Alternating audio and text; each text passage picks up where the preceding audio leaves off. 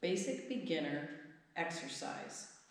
Hi, I'm Cheryl Pease, and I am sharing with you a basic supported modified workout. Should take about 20 minutes. Again, you could grow this workout by adding extra sets, changing your reps, adding extra weight, but this is just to get you started.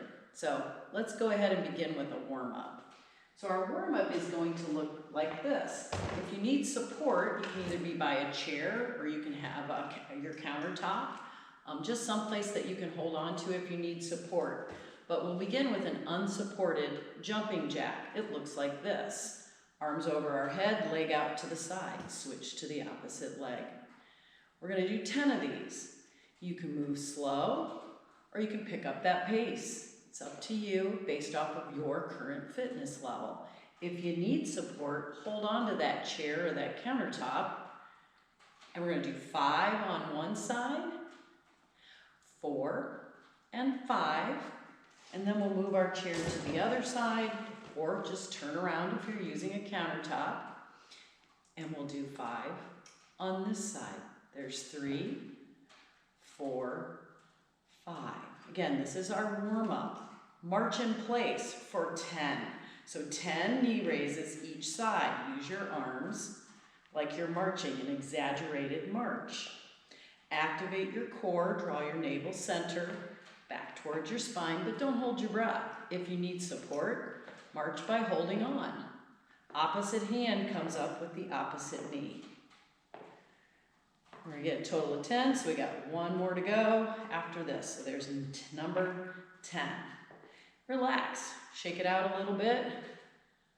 Tilt your head side to side just to get the tension out of your neck and shoulders. And then we're going to do a fore and aft arm swing. Unsupported, it looks like this from the front. From the side, it would look like this. My hips are pushed slightly back, my knees are bent. Feet don't have to be together, they can be wider apart. I tend to stand with my feet together. And we're going to swing our arms forward and back. Let them swing out of the shoulder joint. And let your torso twist a little bit. This is a big dynamic warm-up. It's really good for your shoulders and neck and helps to release. And I'd like you to get 10 of these. If you're counting onesie, twosies, that would be 20. If you need support, use that chair or that countertop again. You can stagger your stance if you need to, but we're just going to do one arm at a time. Let that arm swing. And go with the flow for your body, right? And then we would switch to the other side. And again, I'm hinged here, but I have that navel center drawing back toward my spine. That helps support the back, the low back. Fantastic. I would do 10 of these. And then recover. Take a little rest. If you need to sip water now, sip some water. Next we're going to do is called a scaption. Scaption looks like this. Stand with your feet about hip width apart. Swing your arms up. Spread your fingers wide. Pull your elbows down toward your hips. Shoot your arms up and let them flop. And repeat. I'm going to turn around so you can see what this looks like from behind. The goal here is to squeeze the upper back and shoulder blades toward one another. Wonderful. And we're looking for 10 scaptions. All right, so now we're feeling a little warmed up, feel like that heart rate's starting to come up, and we're ready to do some basic exercises. Super important, and the first one I always like to start with is for our legs. So this is going to be a front box squat, which I'll show you from the front in a side angle. We're looking in all of our exercise programs to do anywhere from 5 to 10 reps.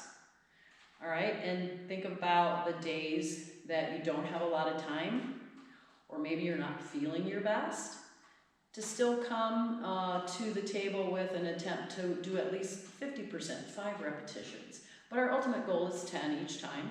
Some days I might only be able to do 1 push-up for my whole day because I'm so busy.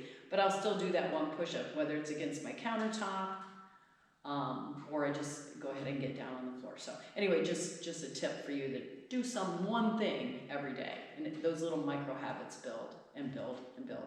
So again, front box squat.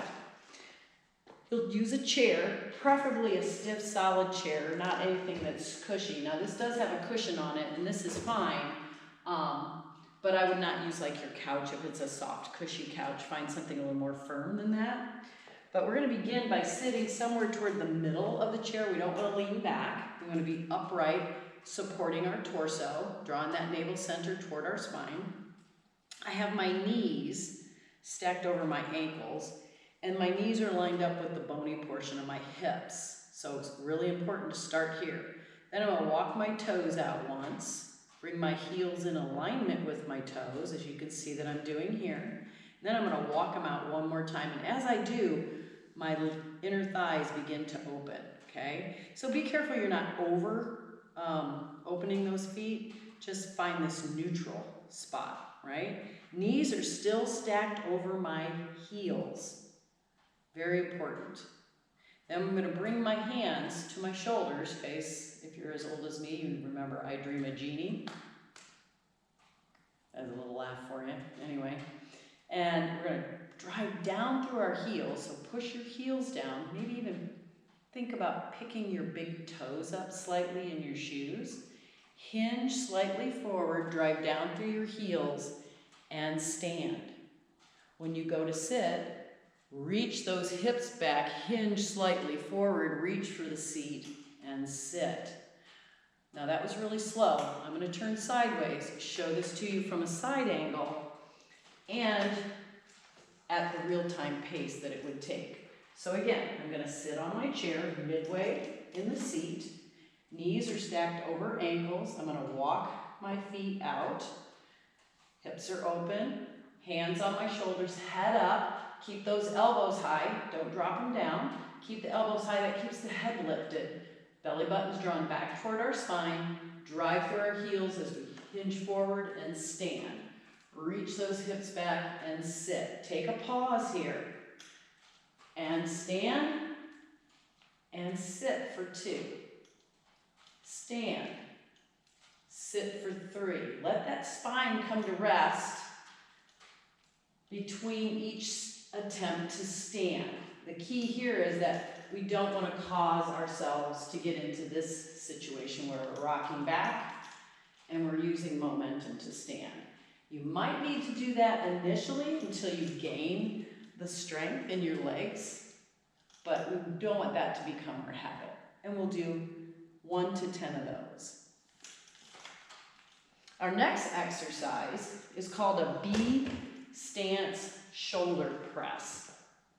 And I really like this shoulder press because it works with some core stability as well. And you can also start with these seated, but if you want to work that balance component in, I'd like to see you do the B stance. So what is a B stance?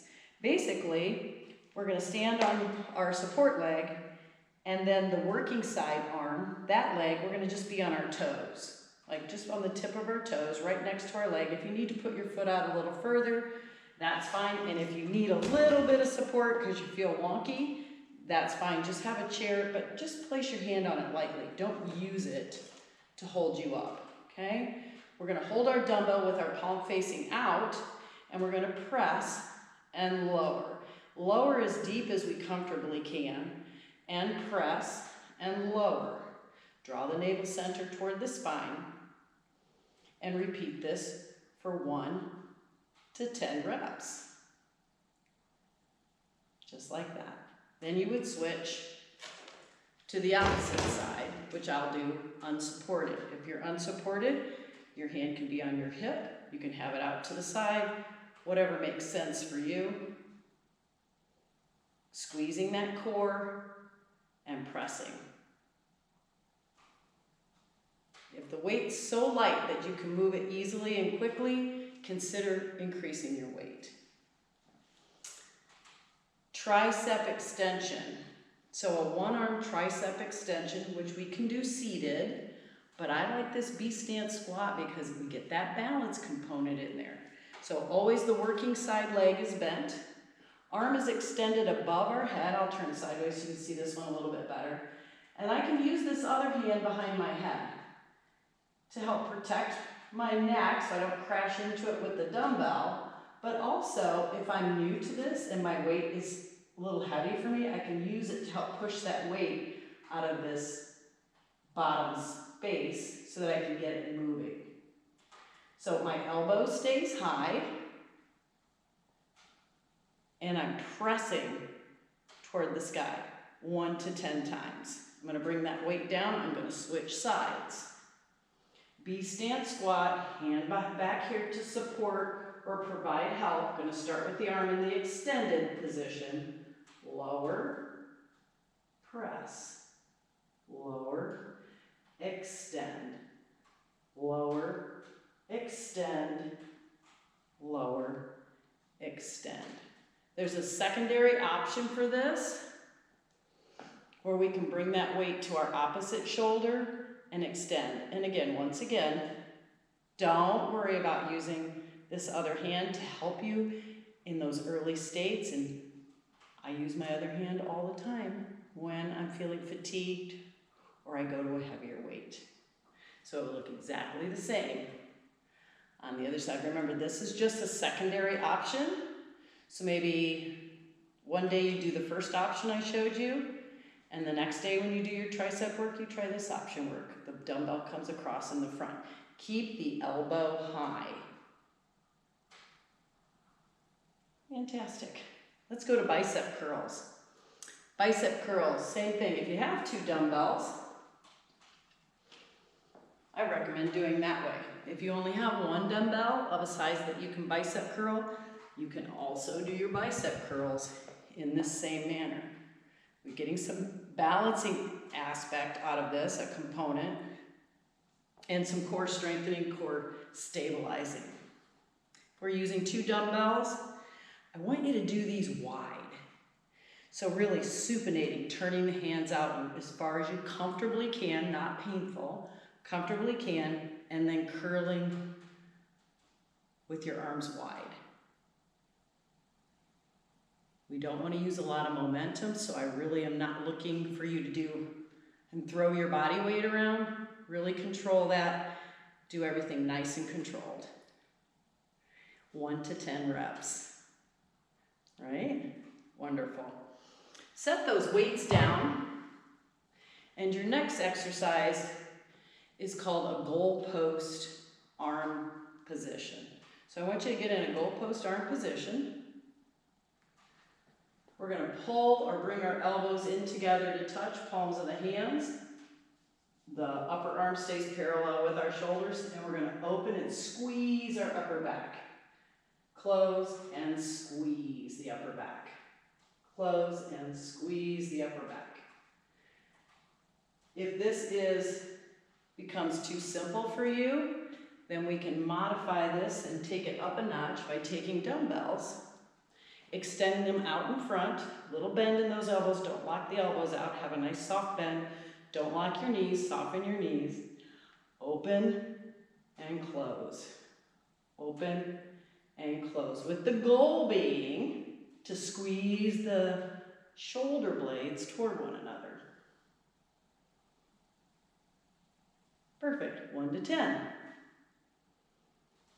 And last but not least, let's finish with some core work. What's that look like? Use your chair. If you don't have a chair, use your wall. Find something to hold on to. We're going to be supported by the foot that's closest to the chair. Other foot on your toe, hand on your hip or out to the side. Raise that knee, hold for 1, 2, set it down. 1, 2, set it down.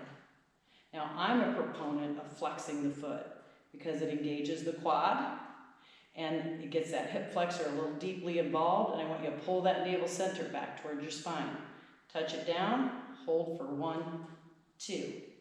Touch, squeeze for 1, 2, and take it down.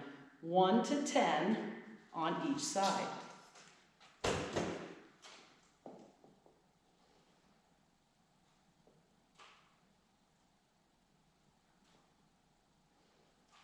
for 1 to 2 and set it down. Perfect. So you do 1 to 10 on each side. Again, if 5 is what you can muster your first day, then that's great. Stay with 5 till you feel stronger, and one day you'll be doing 8, and suddenly you'll be doing 10. When you're done, I want to invite you to take a seat. I want you to extend one leg forward and really pull your toes up and stretch the back of this leg. Really think about keeping your spine long and tall. Lengthen out through that crown of the head, and then relax it and pull the toes up, flex. If you have range of motion capabilities at this point, everybody's different, you can hinge slightly forward and deepen that hamstring stretch on that one side, the extended leg side. Release. I'd like you to hold those for a few breaths and switch sides and repeat on the opposite side.